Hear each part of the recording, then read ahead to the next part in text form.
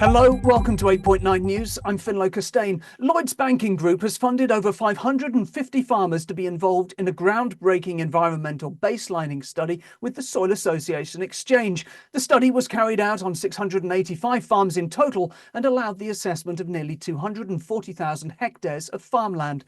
I spoke to Lee Reeves, the UK Head of Agriculture at Lloyds Bank, and I asked him what prompted this investment. Yeah, so we're the largest lender to the sector. We've got 45,000 farms across our books, across Lloyds Bank, Bank of Scotland, and the Agricultural Mortgage Corporation. And so we're invested in the sector, and we want to really make a difference in terms of helping the sector transition. We want to play a leading role. And we started our journey about 4 years ago, starting to talk to farmers about the practice changes that they could make. We did some work with Promar International to help us to really understand those well. We also partnered with the Woodland Trust in terms of being able to provide discounted saplings for trees and hedges to help people who wanted to do that. And we also introduced a new clean growth finance initiative, which was discounted loans for people who wanted to do sustainable practices. But we knew that that wasn't going to be enough. We knew that farmers needed to be more handheld in terms of that, and to really understand what their own baseline positions were. So we went out to the market for a partner who would really help us with that. And after a long kind of selection process, we decided to go with Soil Association Exchange. And the reason for that is they really shared our own values and our own vision in terms of what we wanted to achieve. And we think, one of the key reasons for that as well was that they were able to provide holistic baselining. So that wasn't just carbon emissions, it was things like water, biodiversity, animal health and safety, the social aspects of the farm, etc. And so, our view is that by understanding that holistic baseline, farmers can take action which won't detriment other parts of the farm when they do that. And in terms of the exchange, a lot of farmers will associate the Soil Association with organic farming, but the Soil Association Exchange bridges the gap, doesn't it, between organic and mainstream? Yeah, I mean, Soil Association Exchange, well, Soil Association has been going for over 90 years. And you're right that a lot of people do associate it with organic, but there's been very much a drive to make sure that Soil Association Exchange can look at any farm and provide advice and guidance in terms of what they need to do. In the Lloyds Banking Group's own report on the baselining work, the focus is on sustainable agriculture. Is sustainable good enough?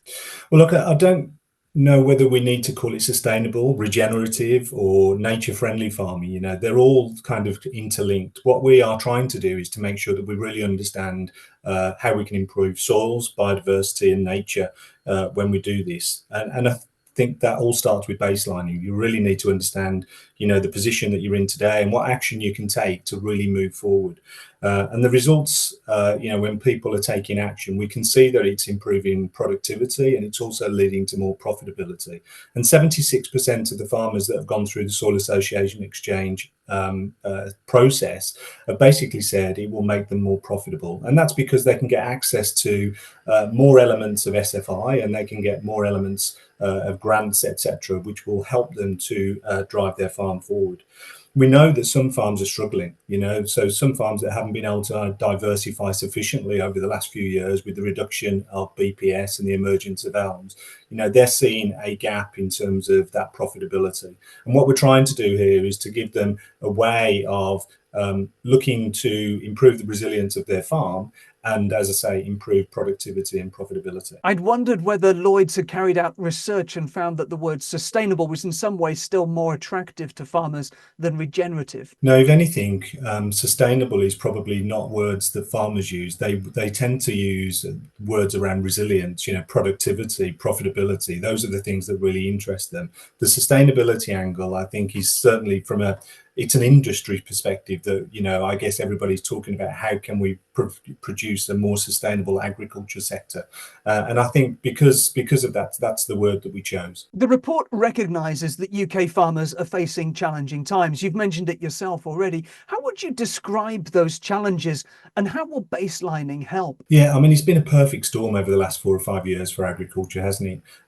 The weather has been a constant, and climate change is obviously driving more severe weather. But, we've got runoff, which we need to be able to contend with. We've got problems with water storage. There's obviously disease. There's obviously been a really high interest rate environment over the last few years compared to the previous 18 to 20. And then the profitability angle, in terms of the reduction in BPS that we've seen over the last 2 or 3 years. Elms rolling out, I think it's now starting to bite, but it's been a slow process, and I think farmers have been working year to year rather than kind of looking at a long-term vision. There's obviously the Ukraine war that's impacted in terms of input costs and energy costs, and all of those things have impacted farmers' ability to really plan what they want to do. So baselining, I think, will help them to understand where their farm is now in terms of the measurements across those 6 different dimensions that I spoke about. But it also then helps them to create an action plan in terms of what they can do to move that forward. And then the reward element of it is how they get access to the finance to do those things without it costing them a huge amount of money. And what we've seen through the report that we've just done is that where farmers are taking action, the things that they're doing is where they can see a direct link to the incentive. So where they can see a reward or an incentive to do something financially, they're taking the action. Where they're not, very few people are actually taking that action. The only other thing I would say is that what would really help is that we had a standardized methodology of collecting data.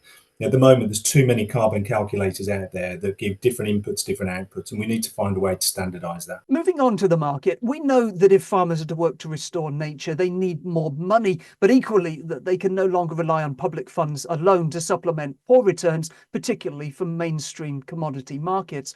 Will the work that you're doing with the Soil Association Exchange help farmers to more confidently access the UK's emerging nature markets? Well, look, we are doing this because we want to make our farmers more resilient. And as I say, that profitability gap between BPS and ELMS, there's definitely need to sort something out there. As I say, 76% of farmers who have used the SACS app are saying that, it will make them more profitable. But, that's still not enough. There's other things that we need to do. That gap between the incentives, the old incentives and the new incentives, I think is causing a problem for farmers. And there's a few things that I think need to happen. Number one is I think the supply chain needs to come together to think about how it can get more money into the hands of farmers.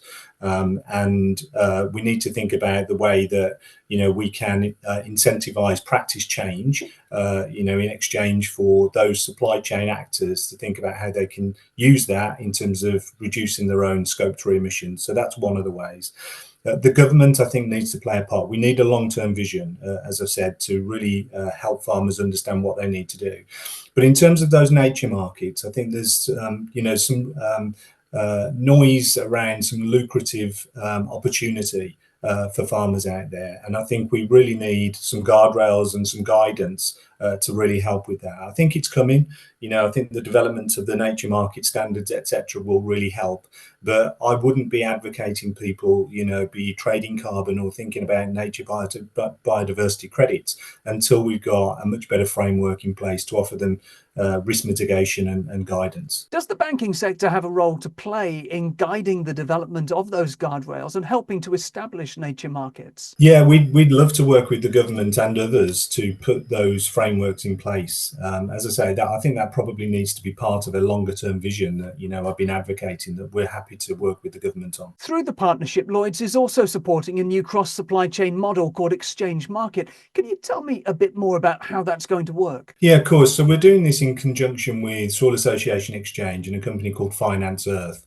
And it's effectively a supply shed model where different actors across the supply chain come together to provide pooled funding to enable farmers to change their practices. So the way that it will work is that we'll get, let's say, a pilot of 80 to 100 farmers where we talk to them about the practice changes that we want to see, and we'll give them a selection that they can make choices on. And then based on the selections that they choose, they then get a payment up front for the practice change, and then an annual payment over, let's say, a 4-year period in terms of ongoing verification of those practice changes, so that we can see that they're happening. And the way that I think we're looking to do this is probably choosing arable, because it's probably one of the more difficult ones to do, but really thinking about how we can use that supply shed approach to really think about scaling this across the industry. There's lots of different other examples that are out there, but the supply shed approach is the one that we think is really going to help the industry to transform. And just finally, the UK banking sector as a whole has been criticised for failing to support the rapid growth in regenerative agricultural innovation, particularly among smaller farmers. Do you think that's fair? And is this changing? Well, look, I think all banks would want to see their agricultural sector to transition, right? So I don't think it's the banks that are holding it back, if I'm honest. And certainly through the work that we've done with Soil Association Exchange and looking at the actions and the recommendations that they've been giving to farmers, a lot of those actions and recommendations are not requiring significant investment. It's practice change.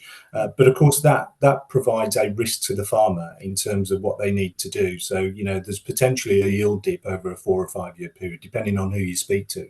But also, you know, the farmer takes a lot of that risk. And of course, you know, when they're looking to go from traditional to regenerative farming methods, it may well be that, they're going to see a dip in yield, they're going to see a dip in profitability, but also, you know, at the mercy of the weather and stuff like that. So it's something that they're thinking really hard about. I think if we were able to get some kind of support from the government in terms of a guarantee, that would help.